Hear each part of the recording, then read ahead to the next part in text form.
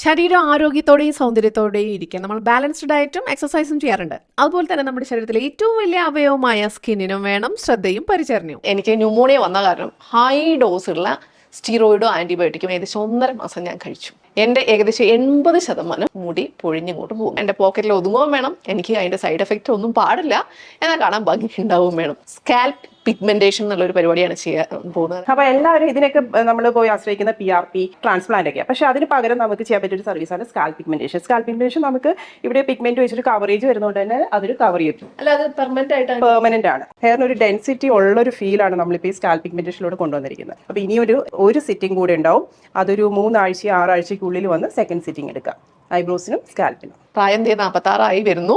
നമ്മളിപ്പോൾ വെയിറ്റ് കുറച്ചപ്പം അത്യാവശ്യം ചുളിവും കുറച്ച് പിഗ്മെന്റേഷനും ഒക്കെ വന്നിട്ടുണ്ട്. അപ്പൊ അതിനുള്ളൊരു സംഭവമാണ്. നമ്മുടെ മസിൽസ് എല്ലാം പോയി ഫാറ്റ് എല്ലാം പോകുമ്പോഴത്തേക്ക് ആ സ്കിൻ കുറച്ചൊന്ന് സാഗ് ചെയ്യും. അപ്പോൾ അതൊന്ന് ടൈറ്റ് ചെയ്ത് കിട്ടാൻ വേണ്ടിയിട്ട് നമ്മുടെ ബോഡിയിൽ നാച്ചുറലി കൊളാജിൻ ബൂസ്റ്റ് ചെയ്ത് സ്കിൻ ടൈറ്റ് ആവാൻ വേണ്ടിയിട്ടുള്ള ട്രീറ്റ്മെന്റ് ആണ് മൈക്രോ നീഡ്ലിംഗ്. അപ്പോൾ ഒരു 3-4 മണിക്കൂറിലെ അഭ്യാസം ഏകദേശം അവസാനിപ്പിച്ചു. ഈ ഫേസിൽ നമ്മളിപ്പോൾ ചെയ്തത് മൈക്രോ നീഡ്ലിംഗ് ആണ്. മൈക്രോ നീഡ്ലിംഗ് ചെയ്ത് കഴിഞ്ഞപ്പോൾ തന്നെ നിങ്ങൾക്ക് ഒരു റിസൾട്ട് കിട്ടുന്നുണ്ട്. ഇതിൽ തന്നെ ഒരു ഇൻസ്റ്റന്റ് റിസൾട്ട് ഇതിൽ കാണുന്നുണ്ട്. സ്കിൻ ഒന്ന് ടൈറ്റ് ആയിട്ടുണ്ട് ശരിക്കും. പക്ഷേ ഇതിന്റെ റിസൾട്ട് നമുക്കൊരു 2 വീക്സ് കഴിഞ്ഞിട്ടാണ് എൻ്റെ റിസൾട്ട് വരുന്നത്. വെച്ചാൽ നമ്മൾ ഇൻഫ്യൂസ് ചെയ്തിരിക്കുന്ന സിറം കൊളാജിൻ ബൂസ്റ്റ് ചെയ്യാനൊക്കെ ഉള്ളതാണ്. അപ്പോൾ ഹാപ്പി. പിന്നെ